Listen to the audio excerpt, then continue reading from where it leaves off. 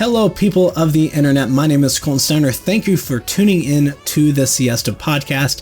I am your host. So if you're new to the show, the Siesta Podcast is a show where I just ramble about my favorite topics of the week, whether it's sports related on a national level or regional level where it's teams that I follow, like the Cleveland Browns. So I also like to talk about film and TV shows. So there are times when I discuss my favorite movies from a franchise such as Star Wars, Marvel, Disney, Pixar, stuff like that, or do solo TV shows or solo films. So thank you for tuning in. And this week we'll be talking about the offseason for the NFL, and we'll be diving into my thoughts on the Colts trade for Carson Wentz, as well as possible destinations for JJ Watt. So we're going to jump off and start talking about Carson Wentz getting traded to Indianapolis. Now, if you don't know the whole aspects of it, the Eagles are getting a second round conditional pick and a third round pick. Now, that second round conditional pick will turn into a first round pick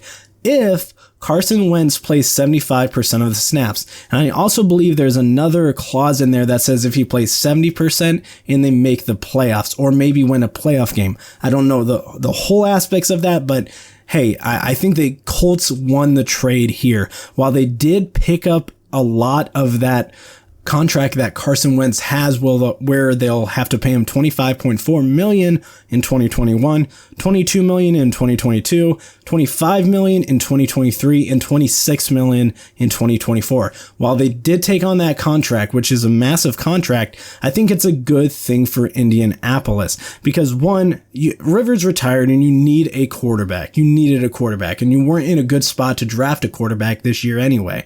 So making that trade, getting a really good quarterback, and I really think Carson Wentz is a good quarterback that just didn't fit well with Doug Peterson's system.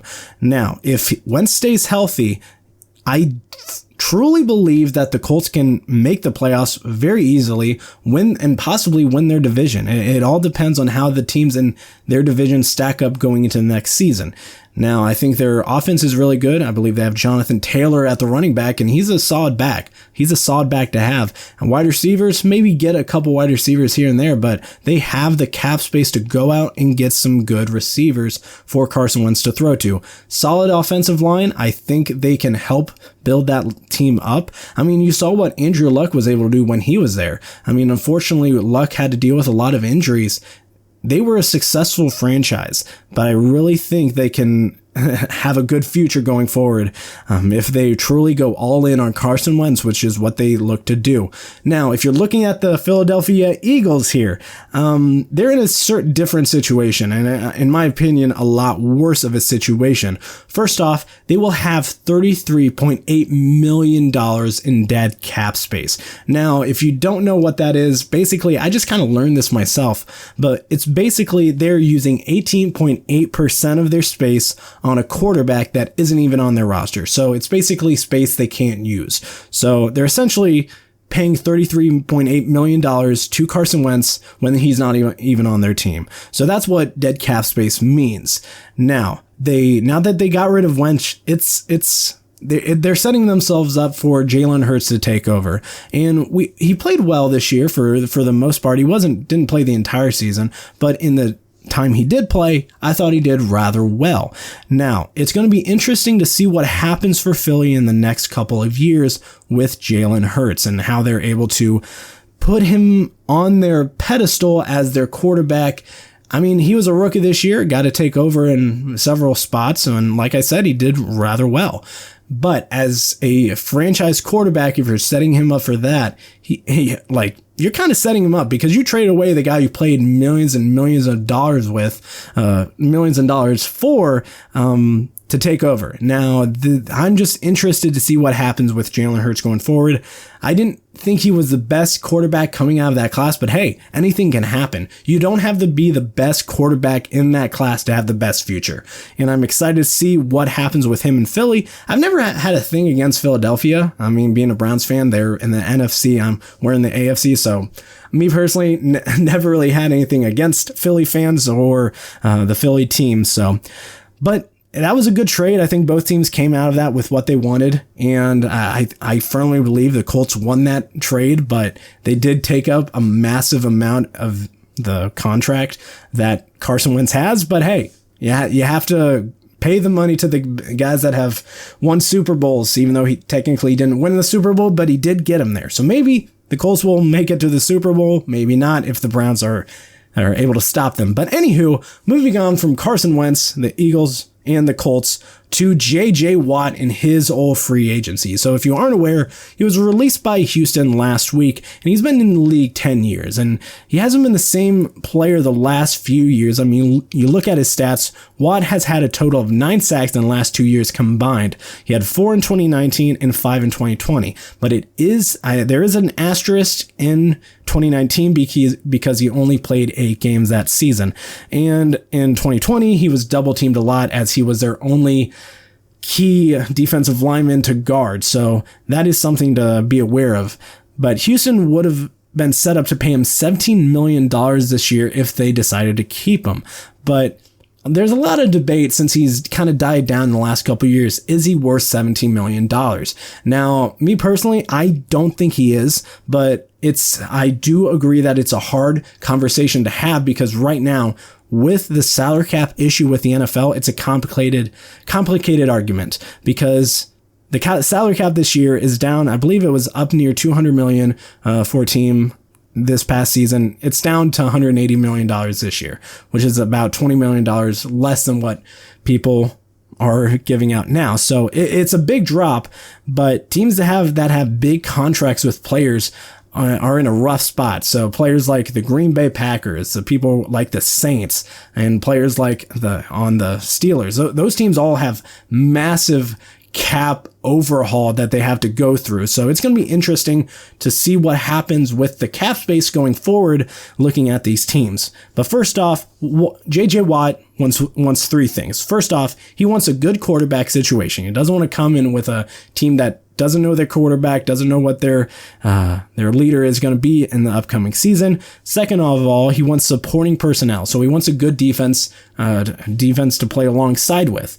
And thirdly, he wants money. I mean, obviously, you want to play for the team that gives you the most money. I mean, that's simple math. If one team's willing to pay me $10 million and has the same offer as this team, but they're not able to pay me that much money, I'm going to go sign with the team that gives me the most money. Honestly, it makes the most sense logically to go play for the team that gives you the most money out of the two. But looking at the teams that want him, there are obviously a whole bunch of teams in the NFL that want to go after J.J. Watt. I mean, you have several teams that have the money to get for him, but they don't have the team around him or they don't have a quarterback. And I'm going to name my top 3 destinations that I think make sense for J.J. Watt. So first off, Green Bay. Green Bay is in his home state. He was a fan of the Packers growing up, and it makes complete sense why he would want to play there. And I think by the end of his career, it wouldn't surprise me at all if he ends up signing there for 1 year to just retire there and play his final season for his hometown team. So that wouldn't surprise me at all. But looking at the Green Bay Packers, they definitely can compete for a championship and a Super Bowl. And now he definitely helps the problems that they have on the defensive side, because one of the biggest problems this past season was defense. And clearly they had a big problem, in my opinion, in their secondary rather than their defensive line. But it's definitely something they need to address. But the biggest problem the Green Bay Packers have, which is one of the reasons why I don't think he'll end up there, is money. I mean, they have released several players just to free up some cap space. But if J.J. Watt wants the money that teams want to pay him, they can't sign him. They just don't have the cap space to allow that to happen, because they're sitting at the bottom as one of the worst teams in the league when it comes to salary cap space. And it's just a rough thing to think about, because I think Green Bay would be it's like the no doubt team that he would go to. He gets to stay in Wisconsin. He isn't too far from Chicago, where I believe his wife plays soccer professionally. So it makes complete sense why he would sign with Green Bay. The only problem is money. So Green Bay is 2 out of the 3 things that J.J. Watt wants. And going on to the second team is the Pittsburgh Steelers. Now, I really only have this listed because of 2 players, one of which is Derek Watt and T.J. Watt, his brothers. He would get lined up beside TJ and have Derek Watt on the other side of the ball. It would be the Watt brother family team. It would make complete sense if he wants to play with his brothers, but the Steelers need help on the defensive line as well, so he helps them there. The biggest problem is they don't have the money either. Like the Green Bay Packers, they're in a bad spot with the salary cap, and Ben doesn't have a good replacement for his quarterback, so that's another situation when it comes to the quarterback issues and where he wants a supporting quarterback and a strong quarterback leading a franchise. Ben's on his way out. I mean, this very could well be his last year in the NFL, and would make complete sense if it was. And they're paying him a lot of money to play there, and then if they don't restructure his contract, they clearly won't have the money to do so and be able to sign J.J. Watt. And it's just a rough situation because I don't know how long J.J. Watt wants to play in the NFL. So if he wants to play in the NFL maybe 2 years, fine, it would make sense. But say he wants to play another 3 or 4 years, then you're getting into a bad situation where I don't think Ben Roethlisberger is a good quarterback to have for a franchise. Like, one, his career is almost over. 2, he doesn't have a good replacement, and they don't really have someone coming up that's a good filler for a quarterback. They have no prospects that look to replace him. So that's where I think it's a really struggle for the Steelers to sign him, because one, while they do have Derek and TJ Watt, they don't have, one, the money, and 2, the quarterback situation that JJ Watt would want, in my opinion. So I think the Steelers are a long shot to sign J.J. Watt. I just don't think it'll happen. I think the Packers are more of a team that would fit right now. But the third team is a team I think has the best chance of signing him and would make the most sense. And that is the Cleveland Browns. And while I may have a little bit of bias, just hear me out. First off, they're a Super Bowl caliber team. They proved that this year by beating the Pittsburgh Steelers in the playoffs and nearly beating the Kansas City Chiefs. And while that game they didn't have to face Patrick Mahomes in the second half, it is a strong argument to make because of what they were able to do and come back after being down double digits. So when you look at the Browns, you have to look at their quarterback situation, and I'm going to go through 3 of J.J. Watt's wants and what the Browns have to offer. So first off, Baker Mayfield is a franchise quarterback, and I really hope that they don't try anything to try and trade him for a better player, or because he's the guy that makes the most sense with our offense. He understands what our offense is capable of doing. He knows the playbook, stuff like that. No need to move on from him. He's our guy. And that's where we address J.J. Watt's first one. He wants a quarterback that knows how to lead. And the Browns went 12-6 as a whole last year. That is incredible for a team that as young as we are. So, one, we have our quarterback. We have a quarterback that knows how to play the game and knows how to win now. Secondly, we had supporting cast.